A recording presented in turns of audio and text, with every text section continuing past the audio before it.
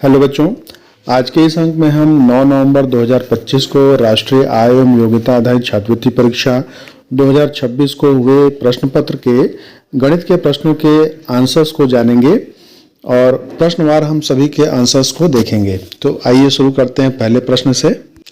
गणित का जो पहला प्रश्न है, प्रश्न संख्या 161 इस प्रकार से है। 5 सेंटीमीटर त्रिज्या के एक वृत्त की परिधि तथा त्रिज्या का अनुपात होगा, जिसके ऑप्शंस हैं एक प्राकृतिक संख्या, एक पूर्णांक संख्या, एक परिमेय संख्या और एक अपरिमेय संख्या। तो बच्चों यहाँ जो सही विकल्प होगा वो होगा चौथा विकल्प, एक अपरिमेय संख्या। अगला प्रश्न इस प्रकार से है। सैमसन 5 किलोमीटर 52 मीटर बस से, 2 किलोमीटर 265 मीटर कार से और शेष दूरी 1 किलोमीटर 30 मीटर पैदल चलकर दूरी पूरी करता है, तब उसके द्वारा तय की गई कुल दूरी है। तो बच्चों इस प्रश्न का सही उत्तर जो होगा वो विकल्प 3 होगा, 8.385 किलोमीटर। इसमें जो है सैमसन द्वारा चली गई सभी दूरियों को आपको जोड़ लेना था। अगला प्रश्न बच्चों इस प्रकार से है। बॉब 3 मीटर चौड़े और 4 मीटर लंबे कमरे के फर्श को वर्गाकार टाइल के द्वारा ढकना चाहता है। यदि वर्गाकार टाइल की भुजा की माप 0.5 मीटर है, तब फर्श को ढकने के लिए लगने वाले टाइलों की संख्या है। ऑप्शंस हैं 24 टाइल्स, 36 टाइल्स, 48 टाइल्स या फिर 72 टाइल्स। तो जो इसका सही उत्तर होगा बच्चों वो होगा थर्ड ऑप्शन, 48 टाइल्स। अगला प्रश्न बच्चों इस प्रकार से है। यदि दो राशियां x और y अनुलोम संबंधित हों, तब ऑप्शंस हैं x प्लस वाई का मान अचर है, x माइनस वाई का मान अचर है, x गुणे y का मान अचर है या फिर x बटे y का मान अचर है। तो बच्चों अनुलोम संबंध में क्या होता है, x और y समानुपात में होते हैं और यहाँ पर जो सही विकल्प हो जाएगा वो x बटे y का मान अचर है, यानी कि चौथा विकल्प सही होगा। अगला प्रश्न बच्चों है। राजू के पिता की आयु राजू के आयु की 3 गुने से 5 वर्ष अधिक है। यदि पिता की आयु 44 वर्ष है तो राजू की आयु है। ऑप्शंस हैं 13 वर्ष, 26 वर्ष, 39 वर्ष या फिर 24 वर्ष। तो इस प्रश्न का जो सही उत्तर होगा वो होगा 13 वर्ष, यानी कि पहला ऑप्शन आपका सही होगा। अगला प्रश्न है बच्चों। यदि कोई धन साधारण ब्याज की दर से 5 वर्ष में 2 गुना हो जाता है तो 3 गुना होने में कितना समय लगेगा। ऑप्शन है 5 वर्ष, 7 वर्ष, 10 वर्ष और 15 वर्ष। तो यहाँ पर जो सही विकल्प आपका है वो है चौथा विकल्प, 15 वर्ष। अगला प्रश्न बच्चों। निम्नलिखित में से कौन सा एक पाइथागोरियन ट्रिपलेट नहीं है। ऑप्शन हैं 6, 8, 10, 3, 4, 5, 5, 7, 12 या फिर 5, 12, 13। तो यहाँ पर विकल्प संख्या 3 जो है इसमें 5, 7 और 12 दिया गया है। ये कोई पाइथागोरियन ट्रिपलेट नहीं होता है। तो सही विकल्प है आपका विकल्प नंबर 3। अगला प्रश्न बच्चों। 3 घाते 5 की घात में 2 गुणे 5 घाते 3 और पूरे के बट्टे में है 9 की घात 3 गुणे 5, इसका मान है। तो 4 ऑप्शंस हैं 2020, 2025, 2052 और 2502। तो इसका जो सही विकल्प होगा सरल करने पर क्या मिलेगा, दूसरा विकल्प सही होगा 2025। अगला प्रश्न है बच्चों। परिमेय संख्याओं -1/3, -2/9 और -4/3 का आरोही क्रम है। तो ये आरोही क्रम में लिखना यानी कि छोटे से बड़े के क्रम में लिखना है। तो इसमें भी 4 विकल्प दिए गए हैं और चारों में से जो सही विकल्प है वो है विकल्प 2, -4/3, -1/2 और -2/9। अगले प्रश्न में कहा गया है एक नगर की जनसंख्या 25,000 से घटकर 20,500 रह गई है, तो जनसंख्या में प्रतिशत कमी है। कितने प्रतिशत की कमी है ये बताना है।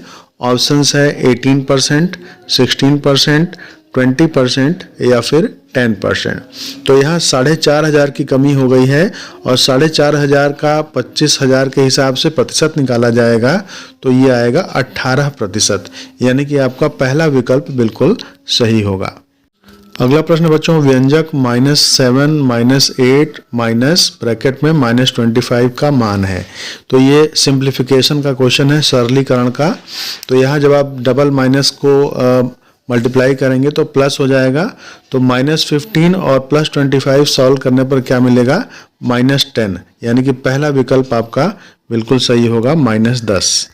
अगला प्रश्न है, 15 मीटर, 42 मीटर तथा 39 मीटर लंबाई की 3 छड़ों को समान लंबाई के टुकड़ों में काटा जाना है। प्रत्येक टुकड़े की अधिकतम संभव लंबाई क्या होगी? ऑप्शन हैं 6 मीटर, 4 मीटर, 15 मीटर या फिर 3 मीटर। तो बच्चों, इस तरह के प्रश्नों में हमें क्या करना होता है, दी गई संख्याओं का मौसा निकालना होता है। तो मौसा ही वो संख्या होगी जो तीनों दी गई संख्याओं को पूर्णतः विभाज्य करेगी। तो यहाँ वह संख्या क्या है, 3 है, यानी कि आपका ऑप्शन नंबर 4 बिल्कुल सही है, 3 मीटर, जो कि इन 3 संख्याओं को पूरा विभाजित कर देगी। अगला प्रश्न बच्चों, दिए गए चित्र में x और y का मान है। तो यहाँ एक त्रिभुज ABC दिया गया है और जिसका बहिष्ठ कोण 120 अंश का है। तो आप देख रहे हैं कि BD एक सरल रेखा है। तो सरल रेखा के एक बिंदु पर दोनों कोणों का योगफल 180 अंश होगा, यानी कि y का मान क्या मिलेगा, 60 अंश मिल जाएगा। और x का मान क्या हो जाएगा, जब आप y ज्ञात कर लेंगे तो त्रिभुज के तीनों अंतः कोणों का योगफल 180 अंश होता है। इस प्रगुण का प्रयोग करेंगे तो यहाँ पर 60 और 50 110 हो गया, यानी कि x का मान क्या आएगा, 70 अंश आएगा। तो इस प्रकार से आपका तीसरा विकल्प सही हो रहा है, 70 अंश और 60 अंश। y का मान 60 अंश, x का मान 70 अंश। अगला प्रश्न बच्चों, दिए गए चित्र में O वृत्त का केंद्र है और कोण POR 110 अंश है।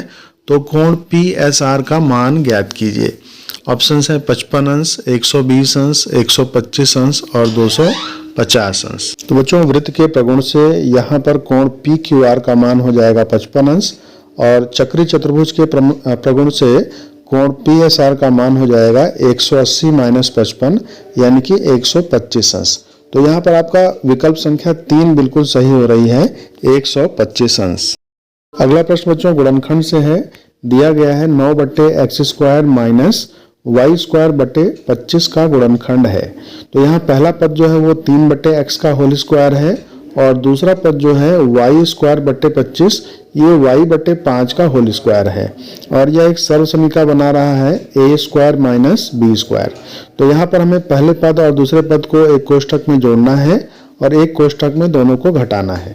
तो इसका सही विकल्प है 3/x - y/5 गुणे 3/x + y/5, यानी कि विकल्प संख्या 2 जो है बिल्कुल सही है। अगला प्रश्न बच्चों 16 / 2 × इन ब्रैकेट 1 + 3 का मान है। तो ये आपका बॉड मास का प्रश्न है, यानी कोष्ठक का भाग, गुणा, जोड़ और घटाना।